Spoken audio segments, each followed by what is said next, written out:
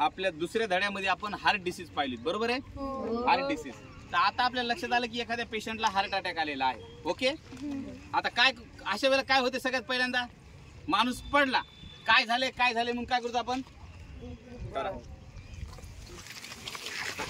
अशा वेळेला काय केलं पाहिजे? गर्दी केली, त्याला हवा लागली पाहिजे. सर का माग पहिल्यांदा त्याला हवा मारायची. पहिल्यांदा त्याला काय करायचे? हवा मारायची. कशाने? जे साधन असेल ते साधन. आता 2-3 जर हुशार माणसं पुढे आले पाहिजे. 2-3 किती? चला, पहिलं तर त्याच्या नाकाला चेक करायचं की ऑक्सिजन चालू आहे का नाही, हवा घ्यायला का नाही, श्वास घ्यायला का नाही, बरोबर आहे? पुन्हा छातीला आपण छातीचे हृदयाचे ठोके, जवळ बाळा इकडे, छातीचे हृदयाचे ठोके इथं हात लागले की कळते आपल्याला, हे ठोके लागायला तिथं, बरोबर? ओके, हृदयाला हात लावलं की आपल्याला कळले ठोके चालू आहेत का नाही. आपल्या लक्षात आलं की ह्याचे ठोके चालू नाहीत. किंवा इथे एक असते बघा, इथे हात लावून आपण चेक करू शकतो मानाला की ठोके चालू आहेत किंवा नाही. जर लक्षात आलं तर सगळ्यात पहिल्यांदा आपण हेल्प मागितली पाहिजे. काय केलं पाहिजे? हेल्प. मग एवढे माणसं आहेत, एवढ्या माणसामध्ये काय करायचं? कुणाला तरी पुस्तकवाली मुलगी, तू कुणाला तरी बोलून आण पटकन, बरोबर आहे? नाव माहित नाही ना कुणाचं? नाव माहिती आहे का आपल्याला? नाव माहित नाही. मग आपण कुणाला तरी हेल्प मागितली. लाल शर्टवाल्या अँब्युलन्सला फोन कर, बरोबर आहे? 108ला फोन केला पाहिजे. कुणाकडे तरी मोबाईल असणार गर्दीमध्ये, त्याला हेल्प मागितली पाहिजे. आणि जर अँब्युलन्स यायला टाइम असेल तर आपण काय दिला पाहिजे? CPR दिला. मग कसा द्यायचा CPR? इकडे बा, पास कर, केलं पास, त्याला बी घ्या.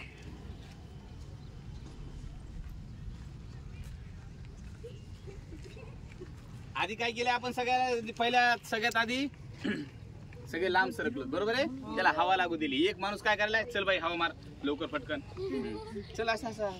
हा, त्याला हवा आपण लावली, बरोबर आहे? पुन्हा चेक केलं आपण, पुन्हा चेक केलं, नाकाला चेक केलं, तो श्वास घेतोय का नाही. आपल्या लक्षात आलं तो श्वास घेत.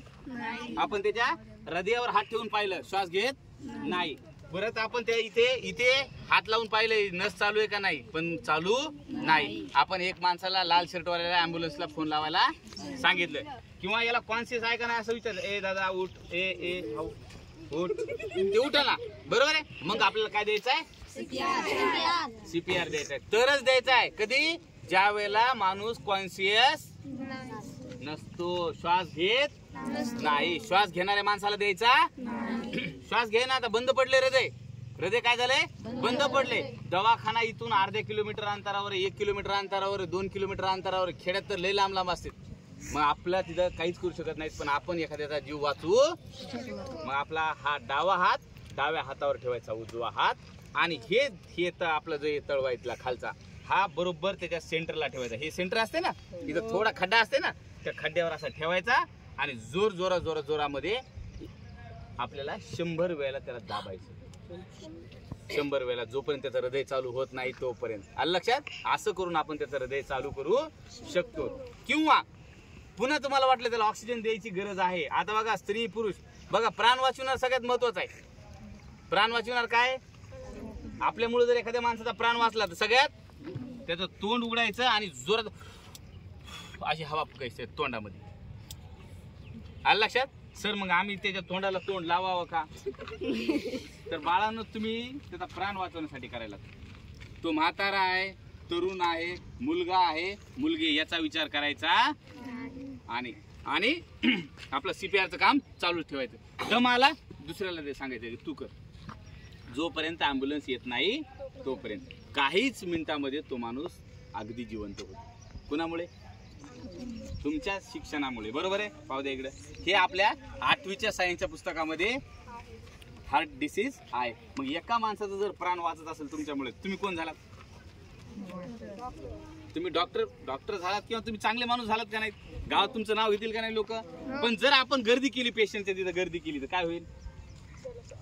ऑक्सिजन भेटणार नाही, तिथं हवा लागणार नाही. ऑलरेडी पेशंट अनकॉन्शियस आहे, बरोबर आहे? आणि त्याच्यामुळं तुमच्या हातातून पेशंट निघून जाईल. मग अशा वेळेला आपण काय करायचं? त्याला सगळ्यात पहिल्यांदा आपला समजदारपणा दाखवायचा. आपण शिकायला का कशासाठी? समजदार होण्यासाठी. सगळ्यांनी पटापट मागे गेलं पाहिजे. 2-3च हुशार माणसांनी पुढे आलं पाहिजे. गर्दी टाळली पाहिजे. एक तर अँब्युलन्सला फोन करायचा आहे, मदत मागायची ओरडून, एक दोघांनी मदत मागायची, एका जणाने ॲम्ब्युलन्सला फोन करायचा आहे आणि ॲम्ब्युलन्स येईपर्यंत काय करायचं आपल्याला CPR द्यायचा. आता ॲम्ब्युलन्स येईपर्यंत आपण काय करू त्याला CPR देऊ. उठायचा ना तर पुन्हा हे बघा असं एक जोरात दाबायचा तर बघा असं दाबायचं असं असं दाबायचं हा. पण मी आता ते छातीला दाबू शकतो का? उठला पेशंट पेशंट उठला आपला. असा आपण कुणाचा जीव वाचू